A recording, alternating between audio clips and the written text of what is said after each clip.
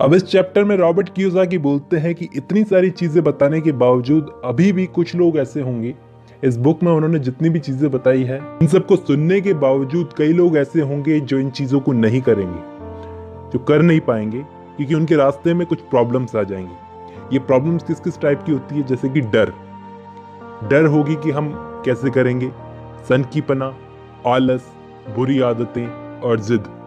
इन सब रीजंस की वजह से, इन सब प्रॉब्लम्स की वजह से वो कर नहीं पाएंगे। एक एक करके इन प्रॉब्लम्स को डिस्कस करते हैं, क्या पता रॉबर्ट कियोसाकी कुछ सॉल्यूशन भी बता दें। शुरू करते हैं। सबसे पहला कारण है डर। सबसे पहली प्रॉब्लम है डर किस बात का? कि हम लोग पैसा लगाएंगे और पैसा हमारा डूब जाएगा। तो इस मामले में रॉबर्ट कियोसाकी बोलते हैं कि आज तक मैं एक ऐसे इंसान से नहीं मिला जिसको पैसा खोना अच्छा लगता है। मतलब जो लोग लगाते हैं उनको भी अच्छा नहीं लगता, कितना भी करोड़पति आदमी हो उसको अपना पैसा खोना अच्छा नहीं लगता। लेकिन इसी के साथ आज तक एक भी ऐसे अमीर आदमी से मैं नहीं मिला जिसको पैसे का नुकसान ना हुआ। लेकिन ऐसे बहुत सारे गरीब लोगों से जरूर मिला हूं जिन्होंने आज तक अपनी जिंदगी में एक पैसा तक नहीं खोया। इन्वेस्ट करने में डर तो है, अमीर आदमी को भी होता है, लेकिन वो क्या करते हैं, उनकी समझदारी इस बात में है कि पैसा खोने के बाद वो खुद को संभाल लेते हैं। और ये संभालना सबकी बस की बात नहीं होती। पैसा खो जाना इतनी बड़ी बात नहीं है, खुद को संभालना बहुत बड़ी बात है जो सबसे नहीं हो पाता। मेरे दोस्त की एक वाइफ है, रॉबर्ट कियोसाकी बताते हैं, मेरे दोस्त की एक वाइफ है, एक नर्स है। वो जब भी अपने सामने खून देखती है उसकी ऐसी आदत है कि जल्दी से वो काम में लग जाती है उसको ठीक करने के लिए। लेकिन अगर मैं उसके सामने इन्वेस्टमेंट की बात करूंगा ना तो वो भाग जाएगी। अब बताओ, मेरा थोड़ा उल्टा सिस्टम है। मैं इन्वेस्टमेंट से नहीं डरता, मैं खून देखता हूं तो मैं भागता नहीं हूं, मैं वहीं बेहोश हो जाता हूं। ऐसी बुरी हालत होती है खून देखकर। मतलब हर किसी का किसी ना किसी चीज को लेकर फोबिया है। फोबिया मतलब एक किसी चीज से डर, बहुत ज्यादा डर। किसी को सांप देखने से डर लगता है, किसी को खून देखने से डर लगता है, किसी को इन्वेस्टमेंट से डर लगता है। इन्वेस्टमेंट से जो डर लगता है ना, ये बनाया जाता है। ये कोई फोबिया वैसे नहीं होता, अंदर से नहीं आता, ये बनाया जाता है। लेकिन अमीर डैडी इसका एक सॉल्यूशन बताते थे। अब तक अमीर डैडी के लिए बहुत रिस्पेक्ट आ गई होगी मन में। अमीर डैडी एक बहुत ही अच्छा सॉल्यूशन बताते थे कि डर का एक इलाज है, इस फोबिया का एक इलाज है, उसको फेस करो। अब ये बात थोड़ी बचकानी सी लगती है कि भाई डर लगता है तो कैसे फेस करें, अगर फेस ही कर सकते तो फिर डरते क्यों। लेकिन फेस करना ही सबसे अच्छा सॉल्यूशन है। कम उम्र में फेस करने की आदत डालो, क्योंकि टाइम के साथ ये बड़ा होता जाता है। 20 साल की उम्र में बचत करके इन्वेस्टमेंट करने वाला आदमी और 30 साल की उम्र में बचत करके इन्वेस्टमेंट करने वाला आदमी, दोनों में जमीन आसमान का फर्क होता है, बहुत फर्क होता है। अमीर डैडी बोलते थे। इस मामले में अमीर डैडी टेक्सास के लोगों का उदाहरण देते थे। वो टेक्सास के लोगों को बहुत पसंद करते थे एक्चुअली। पता है उसका रीजन क्या था? ये टेक्सास के लोग जो थे, ये जब जीतते थे, किसी चीज में जीतते थे तो एक बड़े लेवल पर सेलिब्रेट करते थे, और जब हारते थे तो भी बड़े लेवल पर सेलिब्रेट करते थे। कि इनकी जीत अगर बड़ी हो तो हार भी बहुत बड़ी होनी चाहिए, कि हार हो तो ऐसी हो। तो वहां पे जब लोग हारते थे तो बड़े लेवल पर डंके बजा बजा के सेलिब्रेट करते थे कि मैं हारा नहीं, मैं सीखा हूं। तो हार हो तो ऐसी हो, बड़े लेवल की। टेक्सास के लोग बड़े पसंद थे अमीर डैडी को। लेकिन यहाँ के लोगों के लिए वो बोलते थे कि कभी कॉकरोच देखा है? कॉकरोच, उसके ऊपर लाइट डालोगे तो वो इधर उधर भागने लगेगा घबरा के। ऐसे ही है यहाँ के लोग। जब उनको लाइट दिखाई जाती है, लाइट में ले जाया जाता है तो वो डर के इधर उधर भागते हैं। और ये लोग अपना जोश और एनर्जी कहाँ दिखाते हैं? जब ये लोग कोई सामान लेने जाते हैं, वहां पर सामान में इनकी चवन्नी कम हो गई तो वहां पर चिल्लाकर अपना जोश दिखाते हैं। जबकि टेक्सास के लोग बड़े लेवल पर जब दिवालियां होते हैं तो बहुत तारीफ की जाती है उन लोगों की।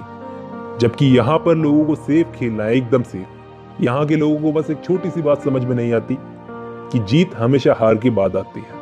मैं आज तक एक ऐसे गोल्फ खेलने वाले से नहीं मिला जिसने कभी अपनी जिंदगी में एक बॉल ना खोई हो। आज तक किसी एक लवर से नहीं मिला जिसका दिल ना टूटा हो। और आज तक ऐसे अमीर आदमी से मैं नहीं मिला जिसने अपनी जिंदगी में पैसा नहीं खोया हो। खेलते हैं तो कभी जीत मिलती है तो कभी हार भी मिलती है। तो हार को एक्सेप्ट करो, उससे सीखो। सेफ खेलकर चांसेस कम हो जाते हैं कुछ बनने के लिए। अब ऐसे में यही बात हो गई कि हर इंसान स्वर्ग जरूर जाना चाहता है, लेकिन मरना कोई नहीं चाहता। हारने से इंसान ज्यादा मजबूत होता है, ज्यादा स्मार्ट बनता है। टेक्सास के लोग अपनी हार को चिल्ला चिल्ला कर शान से बताते हैं। वो दिखाना चाहते हैं कि हम कुछ नया सीखे हैं, कुछ बड़ा सीखे हैं। जीतने वालों का सबसे बड़ा सीक्रेट है कि वो हार से कभी डरते नहीं है, हार को एक लेसन की तरह लेते हैं सीखने के लिए। यही सीक्रेट है। ये थी पहली प्रॉब्लम, डर। डर के लिए वो जितना बता सकते थे उन्होंने बता दिया। अब वो बताते हैं सनकीपना। ये सनकीपना क्या होता है? हर इंसान में कहीं ना कहीं थोड़ा बहुत सनकीपना होता है। ज्यादा सोचने का पागलपन। ज्यादा सोचता है कि नहीं, मेरे साथ ही अच्छा हो, ऐसा क्यों होगा, दूसरे लोग क्यों नहीं इन्वेस्ट कर रहे, मैं ही क्यों करूं, जरूरी है क्या मैं जो चाहता हूं वही हो। अब ये सनकीपने को कई जगहों पर रिलेटिव्स भी बढ़ावा देते हैं। रिलेटिव्स की सलाह चाहे मांगे चाहे नहीं मांगे, ये लोग डर बैठा देते हैं मन में। इन लोगों की वजह से मौके हमारे पास से आकर निकल जाते हैं, लेकिन हम उन्हें ले नहीं पाते। ये लोग बेमतलब का शोर मचाने वाले लोग हैं। ये तो वही बात हो गई, जब जब दुनिया में एक जगह पर हमला होता है तो कहीं ना कहीं दुनिया में चारों तरफ हथियारों की खरीद बढ़ जाती है। हर इंसान अपने आप को सेव करने के लिए हथियार खरीदना शुरू कर देता है। अब ये बेकार की चीज खरीदने से तो अच्छा है पैसा अच्छी जगह लगा दे। लोग इन बेकार की चीजों में पैसा लगा देते हैं, लेकिन इन्वेस्टमेंट में नहीं, क्योंकि हल्ला बहुत होता है। वो रिलेटिव सलाह देते हैं जिन्होंने जिंदगी में खुद कुछ नहीं किया होता। मुझे याद है 1992 में मेरा एक दोस्त मुझसे मिलने आया था। 2 दिन तक वो हमारे साथ में रहा, मेरी और मेरी वाइफ के साथ में। उसने हमारा काम देखा रियल एस्टेट का। तो उस वक्त बाजार बहुत डाउन था, हमारे हाथ में पैसा था नहीं। हमने उसे कहा कि इस जगह पर पैसा लगा दे। एक अच्छा सौदा दिखाया उसको कि ये खरीद ले, अच्छा टाइम है, शायद 1 यूनिट खरीद लेगा तो $42,000 की पड़ेगी। उसको अच्छा लगा सौदा, उसने खरीद लिया, ऑलमोस्ट खरीद लिया और खुश होकर बॉस्टन चला गया। 2 हफ्ते के बाद जिस एजेंट से वो सौदा लिया था, उस एजेंट का फोन आया और वो मुझे बोलता है फोन करके, सर आपका जो दोस्त था जिसने ये सौदा लिया था वो पीछे हट गया। मैंने अपने दोस्त को फोन लगाया इमीडिएटली, बोला भाई क्या हुआ? तो वो ज्यादा बोला नहीं, बस इतना बोला कि मेरा पड़ोसी बोल रहा है महंगा है, तो तूने लिया महंगा है। मैंने बोला क्या तेरा पड़ोसी इन्वेस्टर है? तो बोला नहीं। तो उसकी बात क्यों सुन रहा है? मैं इतने टाइम से ये काम कर रहा हूँ, तेरे को बेनिफिट मिलेगा, पक्का मिलेगा। तो वो बोला लेकिन भाई उसको भी बहुत नॉलेज है, वो भी इन चीजों में देखता रहता है, ध्यान लगाता रहता है। ऐसा बोलकर उसने वो सौदा छोड़ दिया। रिचर्ड नाम था मेरे दोस्त का, उसका। रिचर्ड ने सौदा छोड़ दिया। अब कुछ सालों के बाद में, 2-3 साल के बाद में, 1992 की बात है ये, 1995 में जब बाजार पलटा, मार्केट पलटा, उसी घर की कीमत बढ़कर $95,000 हो गई। रिचर्ड को क्या करना था? बस इसे लेकर रखना था नाम के अपने पास, और आज वो शायद $95,000 कमा लेता।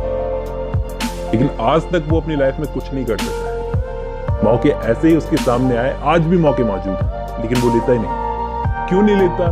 क्योंकि ये चीजें उनको खतरनाक लगती है। ये सब उनके आसपास के लोग दिमाग में डालते हैं, तभी उनके दिमाग में ये सनकीपना आता है। मैं तो बस इतना बोलता हूँ कि चीज अच्छी है या नहीं, अपने दिमाग से सोचने की कोशिश तो करो। उनकी क्यों सुनते हो? भगवान ने तुमको आंखें नहीं दी है क्या?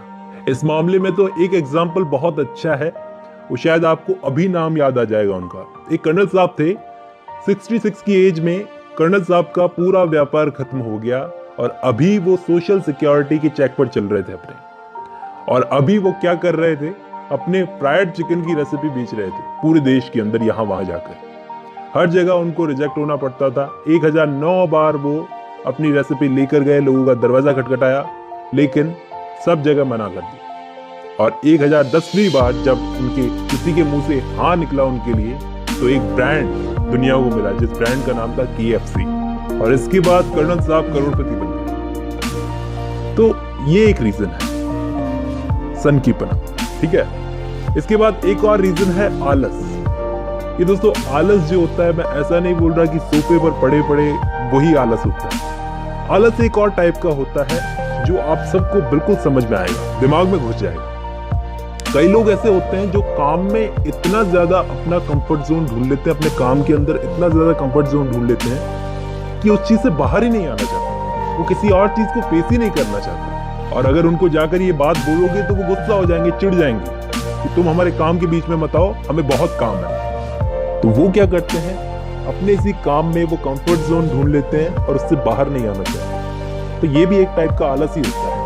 अपने काम में या तो बिजी रहेंगे, अगर नहीं रहेंगे तो किसी और काम में बिजी रहेंगे, अपने बच्चे को घुमाने में बिजी रहेंगे, लेकिन वो किसी और चीज को फेस नहीं करना चाहते जो शायद उनकी लाइफ के लिए बहुत जरूरी है। यहाँ पे आलस का मतलब अपने काम के कंफर्ट जोन से बाहर नहीं आना। अब इस चीज का सॉल्यूशन यहाँ पर रॉबर्ट कियोसाकी एक चीज बताते हैं जो शायद सुनने में थोड़ी अजीब लगेगी। इस बारे में आप खुद सोचना। वो कहते हैं कि लालच बुरी बला है, लेकिन थोड़ा बहुत लालच सही है। इस मामले में हमारे माँ बाप ही हमको सिखाते हैं कि लालच बहुत बुरी बला है, लेकिन वो ही हमें बोलते हैं कि बेटा अच्छे नंबर ला तो ये दिलाऊंगा, अच्छे नंबर ला ये दिलाऊंगी, या फिर बेटा पैसा पेड़ पर लगता है क्या। ऐसी चीजें हमको दिखाती है कि थोड़ा सा लालच तो सब में होता है। थोड़ा सा लालच आगे बढ़ने के लिए बहुत जरूरी होता है। मेरा एक पड़ोसी है जो ऑलमोस्ट दिवालिया है, कुछ भी नहीं है उसके पास में, बस वो दिखाने के लिए है। अपनी कार जो है वो गैरेज में पार्क नहीं करता, क्योंकि उसके गैरेज में उसके बिगड़े हुए नालायक बच्चों के खिलौने पड़े हुए हैं। उनके मामले में थोड़ा ज्यादा इमोशनल है। वो बोलता है मुझे कुछ भी हो जाए, लेकिन इनको कोई कमी नहीं होनी चाहिए। बच्चों के बोलने से पहले ही खिलौने उनके सामने आ जाते हैं, जो वो चाहते हैं, जो मुंह से निकालते हैं। और बोलता था ये सब मैं अपने बच्चों के लिए कर रहा हूं। तो वो क्या करता था, अपने बच्चों को एक टाइप से आलसी बनाता था। मेरे अम्मी डैडी क्या करते थे, मुझे और माइक को, खास करके माइक को, माइक उनका बेटा था, तो वो खुद से कुछ नहीं देते थे। वो बोलते थे बेटा खुद सोच कि कैसे खरीदेगा, खुद सोच ये चीज कैसे खरीदेगा, क्योंकि वो जानते थे कि इंसान की आत्मा उससे कुछ भी करवा सकती है, उसे कुछ भी दिला सकती है, बस एक अंदर पाने की इच्छा होनी चाहिए। शायद यही वजह थी कि हम लोगों ने अपने कॉलेजेस की फीस खुद से ही भरी थी। थोड़ा लालच जरूरी है, सब में जरूरी है, जरूरी है। सोचो, नए नए इन्वेंशन थोड़े से लालच की वजह से ही होते हैं। ये आलस को कम करने का सबसे अच्छा तरीका है थोड़ा सा लालच। खुद से पूछो कि इस काम को करने से मुझे क्या मिल सकता है, और अगर कुछ मिलेगा तो मैं इसको क्यों ना करूं। लेकिन रॉबर्ट कियोसाकी यहां पर बोलते हैं कि लालच ज्यादा भी नहीं होना चाहिए, थोड़ा सा जरूरी है, लेकिन ज्यादा नहीं होना चाहिए। तो ये आलस भी एक प्रॉब्लम थी, ठीक है। इसके अलावा एक और प्रॉब्लम है, हमारी आदतें। मेरे एक दोस्त ने एक मूवी देखी थी। उस मूवी को देखने के बाद वो बोला उस हीरो की बॉडी बहुत अच्छी थी। मैंने सुना है वो भी कभी मेरी तरह दुबला पतला था, अब वो जिम जाता है।